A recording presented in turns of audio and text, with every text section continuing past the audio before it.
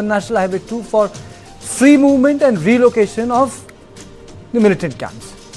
The tripartite suspension of operation agreement has renegotiated ground rules. The three sides also agreed on the need for a negotiated solution to bring lasting peace to Manipur, reduce the number of designated camps and stringent physical verification of militant cadres by security forces to delist foreign nationals if any. A joint monitoring group will closely monitor enforcement of ground rules and violations will be dealt with firm hand in future. It will include review of the SU agreement, and this is according to Ministry of Home Affairs. The decision comes after a series of meetings held in New Delhi over past few days between MHA officials and representatives of the Kuki-Zo Council. The talks focused on resolving the prolonged blockade that had hindered the movement of goods and vehicles throughout the state. At least 250 people have lost their lives and over 60,000 remain in relief camps in the ethnic clashes between the Meitei and Kuki-Zo communities erupted in Manipur on May 3rd, 2023. So, how important is NH-2? It is important. It's a crucial lifeline connecting Manipur with Nagaland and other parts of Northeast that had been blocked amid the ethnic tension. And why? Because if you block it, you can't supply food. If you don't supply the food, you press the pain point for the people living in the valley. So that is why it is important. You bring the economic activity to halt. The reopening of the highway should be viewed as a confidence building step and a move towards restoring normalcy in the violence affected state. And Prime Minister Narendra Modi is expected to be in the valley. And Prime Minister Modi is expected to visit Manipur, which will be part of a larger tour of the Northeast. And as of now, the areas that he may visit have been declared no drone zone. So for example, Churachandpur district on Thursday is a no drone zone. So on this, I am joined by Lieutenant General Shaukin Chauhan, former DG Assam Rifles. Sir, a very warm welcome to you. Thank you for joining me. Your opening comments on this development, sir. Karthik, thank you so much for calling me for the show. I indeed am overjoyed by this development of opening the National Highway 2, as well as the agreement with the Kuki-Zo groups for both the extension of the ceasefire, secondly for the SU agreement, and as well as the fact that the Prime Minister will be in Manipur on Thursday and Friday. That's marvelous news. I can't tell you how happy I am, because it firstly vindicates everything that I've been saying on your show over the last 2 years, that this was a manufactured disagreement. This need not have happened. So many people need not have died. They could have easily sorted out this issue. I'm overjoyed by this, by Governor Bhalla's, making sure that he brought down the temperatures of the disagreements that existed between the Meiteis and the Kukis. And I'm happy that Manipur will come back to a fair degree of normalcy. I'm also happy with the National Highway 2 having been opened, that the goods, the food supplies, as you mentioned, the fuel, etc., will be able to flow into Manipur, and the prices that had gone skyrocketed over the last 3 years will finally reduce. So all in all, it's marvelous news, Karthik. That's really very, very good news that this thing has happened. And I agree with the fact that, we are having an agreement there. We are having a ceasefire monitoring group. As you know, I was the chairman of the ceasefire monitoring group in Nagaland, where we were able to bring about this ceasefire with the Naga groups.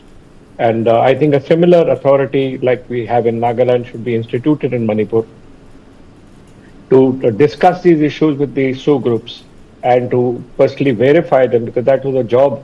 That was one of my jobs as the chairman of the ceasefire monitoring group, to monitor the ceasefire as well as to set the ground rules and to make sure that the ground rules were obeyed. So these are important issues. I hope that whoever is going to go there, as whenever you create that authority, the authority needs to take over the lessons that we learned from Nagaland, and those lessons need to be implemented on the ground. So all in all, it's a marvelous system, and I'm very happy, Karthik, that you brought notice to this, and you're doing this show here today. Thank I you. congratulate Governor Bhalla. Oh, For this absolutely. marvelous. There are two questions, sir. One, why was the crisis, the CMG so successful in the Nagaland, the one which you ran? That's my question to you. And how can it be replicated in Manipur, and should be replicated in Manipur?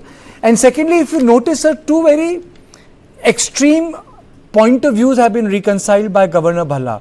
You see, one side was trying to delegitimize the territorial integrity of Manipur. So there is a consensus that there will be territorial integrity of Manipur. And the other side was trying to delegitimize the agreement between centre and the militants, which was part of the Sioux agreement.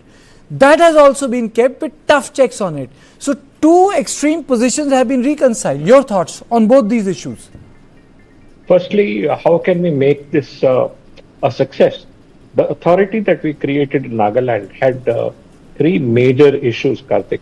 One was it was an agreement that we signed with the insurgent groups and the government of India that you will have a chairman for an authority like this.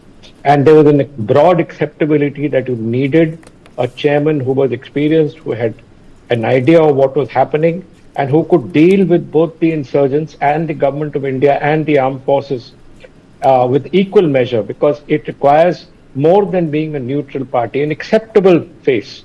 So firstly, when you create this authority, you must create an acceptable face, a person with the authority, with the knowledge, with the capability of bringing all these groups together. That is the first thing. If the chairman is not acceptable to the people, then the chairman loses the battle from day one. That's the first issue. Secondly, the creation of ground rules. Ground rules need to be practical, need to be implementable, need to be obeyed by both the groups on the ground as well as the armed forces and the government of India and the state government. It's very important that these ground rules are obeyed and they are followed, not just in letter, but also in spirit. And thirdly, you need adaptability. Yes. Certain things happen. They happen, things can go wrong. There's a need for an adaptability by all sides. In Nagaland, whenever something like this used to happen, for example, I was there during the time when there was a fire between the army and the NSCN. The army mistakenly had unfortunately created some casualties. I was able to quickly call the groups together and say, look, this is what has happened. We are sorry for this. The army was quickly able to apologize for that thing, and we were able to settle the issues up. You also are aware that I was able to bring Kango, once Kaplang died, back into the ceasefire by talking to him and by talking to the other members of this party, Isaac, etc., so that they could come back into the ceasefire and that ceasefire could be implementable. So these are issues, Karthik, that we need to make sure that they are implemented on the ground. The second thing that you talked about was about the mechanisms. Yes. We have always talked about this fact, Karthik, you and me on the show, that the narrative of the problems between the Kukis and the Meiteis was a false narrative. And by creating an enemy, both sides, we created a problem, which, as I always said, and if you remember, I always used to say that why are we condemning the next 5 generations of our people to continuous violence? We have to live together. Geography and history and culture say that these groups, the people of the Kuki people and the Meitei are neighbors and they have to live together. And this issue that he's been able to bring back was something that I was really very worried about. And I'm so happy that Governor Bhalla has done this. You have to bring people together. You have to sit down together. You cannot allow nations with inimical aims in India gain power over our own people. So these are necessary issues. And the more we go into this, the more we accept that we have to live together. We have to live together peacefully, and to bring up Manipur as an economic, it should be the economic hub of activity for the Northeast. As you know, Manipur connects the land highway into Southeast Asia. Without Manipur, this land highway it's finished. Our Act East policy stops on the ground.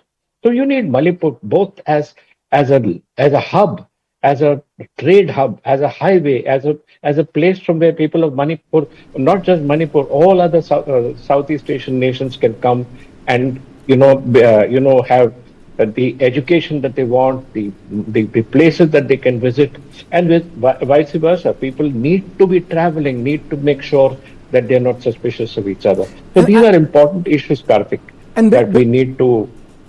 And before I let go of you, sir, the SU agreements, they also remain. The SU agreements also remain. Earlier the entire narrative was that this should have been done away with. If you recall, 1 year, 1.5 years, the entire narrative went. Yes. So these SU agreements, you know that, Karthik. I've been talking about this. The SU agreements were in fact a much more sensible agreement than the one. In fact, not sensible. It was a better agreement than the one we had with the Naga groups.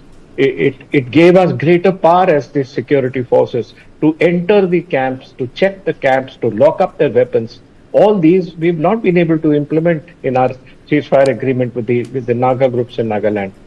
This was it was a good agreement, and we used to continuously enter the Sioux camps. We used to count the insurgents there. We had the lock and key. We had all their weapons under lock and key.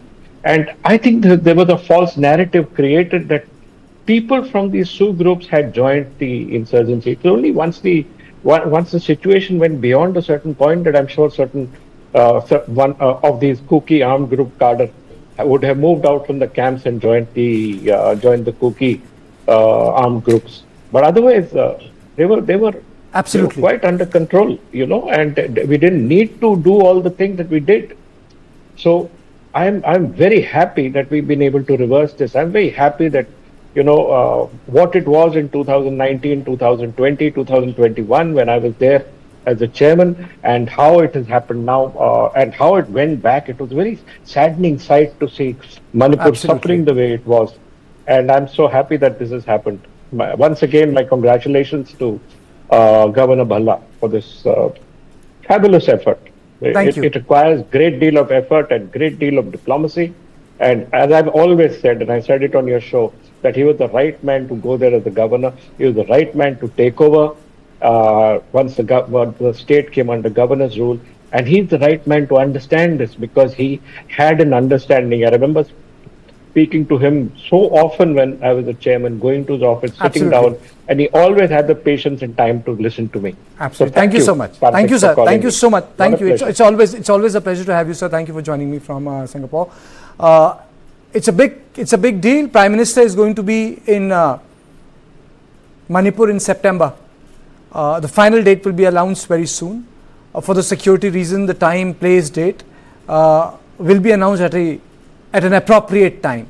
But the fact is the PM is going to be there, and a historic, I would say, mending has taken place under the guidance of Governor Bhalla, who has done a splendid job. So this was on point 2. The next on point is going to be on Supreme Court's message to hill states over environmental disasters.